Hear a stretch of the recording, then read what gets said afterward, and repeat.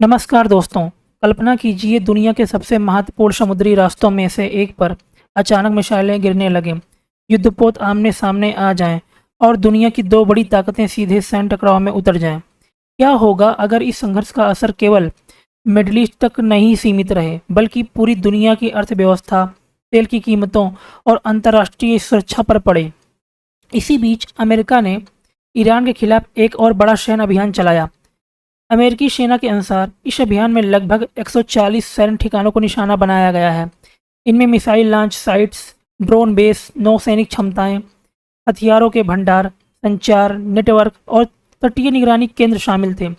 दूसरी ओर संयुक्त राष्ट्र ने इस बढ़ते तनाव पर गंभीर चिंता जताई है। वहीं इजरायल के प्रधानमंत्री बेंजामिन नेतन्याहू ने भी इस पूरे घटनाक्रम पर अपना बड़ा बयान दिया है। तो आखिर अमेरिका ने इतने बड़े हमले क्यों किए? स्ट्रेट ऑफ हॉर्मुज इतना महत्वपूर्ण क्यों है? क्या यह संघर्ष एक बड़े क्षेत्रीय युद्ध का रूप ले सकता है और इसका असर भारत सहित पूरी दुनिया पर क्या पड़ सकता है? आज की इस वीडियो में हम इन सभी सवालों के जवाब विस्तार में समझेंगे। दोस्तों, मेरे चैनल को सब्सक्राइब करें, लाइक करें, शेयर करें। आइए जानते हैं अमेरिका ने हमला क्यों किया। सेंटकॉम के अनुसार इस कार्रवाई का मुख्य लक्ष्य ईरान की उन सैन्य क्षमताओं को कमज़ोर करना था जिनका उपयोग स्ट्रेट ऑफ हॉर्मुज से गुजरने वाले व्यापारिक जहाज़ों और नागरिक जहाज़ों को निशाना बनाने के लिए किया जा सकता है। अमेरिका का कहना है यह कार्रवाई केवल सैन्य ठिकानों के खिलाफ थी और इसका मकसद अंतर्राष्ट्रीय समुद्री व्यापार को सुरक्षित रखना था।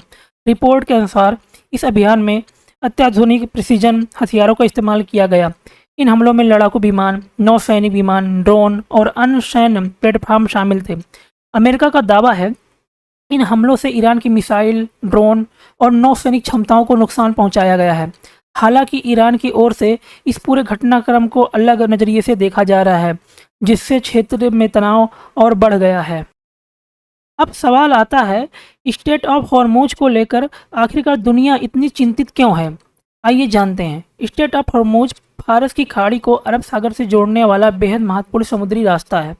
दुनिया के बड़े हिस्से का कच्चा तेल, प्राकृतिक गैसें इसी रास्ते से अंतर्राष्ट्रीय बाजारों तक पहुंचती हैं।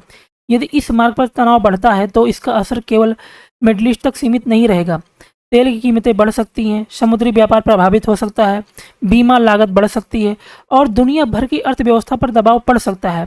यही कारण है कि जब भी इस क्षेत्र में सैन्य गतिविधियाँ बढ़ती हैं तो पूरी दुनिया की नज़रें इस इलाके पर टिक जाती हैं। अगर हम स्केल ऑफ ऑपरेशन की बात करें तो रिपोर्ट के अनुसार अमेरिका सेना ने लगभग 140 सैन्य लक्ष्यों पर सटीक हमले किए हैं। इनमें शामिल थे मिसाइल ठिकाने, ड्रोन लॉन्च साइट, नौसैनिक सुविधाएं, हथियारों के गोदाम, संचार नेटवर्क और तटीय निगरानी केंद्र। अमेरिकी प्रशासन का कहना है इन हमलों का उद्देश्य ईरान की सैन्य क्षमता को कमज़ोर करना था ताकि भविष्य में व्यापारिक जहाज़ों पर हमले का खतरा कम किया जा सके। लेकिन अब इन सबसे बड़ा सवाल यह है, क्या यह संघर्ष यहीं रुक जाएगा या फिर एक और बड़े युद्ध की शुरुआत साबित हो सकता है? इन्हीं सब सवालों का जवाब आगे हम समझेंगे। अमेरिका के ईरान पर स्ट्राइक करने के बीच ही नेतन्याहू का बड़ा बयान भी आया है। एक इंटरव्यू में नेतन्याहू ने कहा, अमेरिका राष्ट्रपति डोनाल्ड ट्रंप पहले कूटनीति का पूरा मौका देना चाहते थे। उनके अनुसार ट्रंप की प्राथमिकता यह थी कि ईरान के परमाणु कार्यक्रम को लेकर बातचीत के माध्यम से समाधान निकले।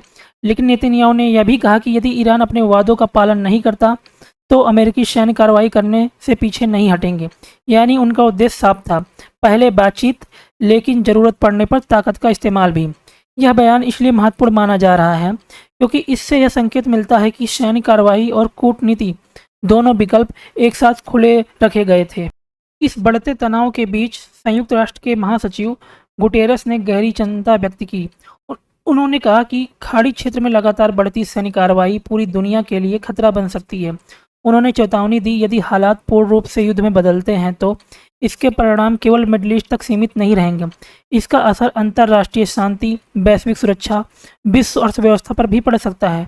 उन्होंने अमेरिका और ईरान दोनों से अपील की कि वे जल्द से जल्द बातचीत की मेज पर लौटें और विवाद का समाधान कूटनीति के माध्यम से निकालें।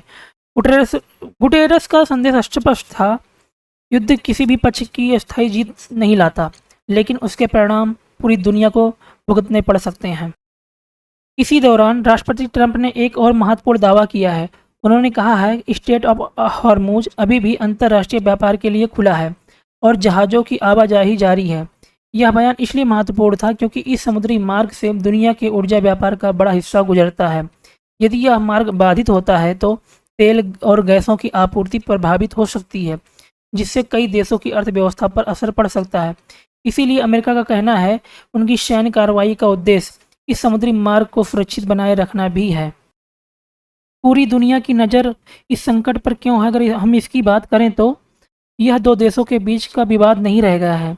दुनिया के वित्तीय बाजार इस पर नज़र रखे हुए हैं। ऊर्जा कंपनियां हर नए घटनाक्रम पर नज़र बनाए हुए हैं। दुनिया भर की सरकारें हालात पर लगातार नज़र रख रही हैं, क्योंकि इतिहास गवाह है कि खाड़ी क्षेत्र में पैदा हुई अस्थिरता का असर बहुत तेज़ी से पूरी विश्व की अर्थव्यवस्था तक पहुंच सकता है।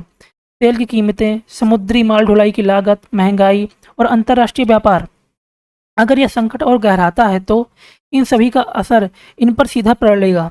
यही वजह है दुनिया भर के नेता लगातार संयम बरतने और तनाव कम करने की अपील कर रहे हैं, क्योंकि जब कोई सैन्य टकराव एक निश्चित स्तर से आगे बढ़ जाता है तो उसके अगले कदम का अनुमान लगाना बेहद मुश्किल हो जाता है। फिलहाल स्थिति बेहद संवेदनशील बनी हुई है।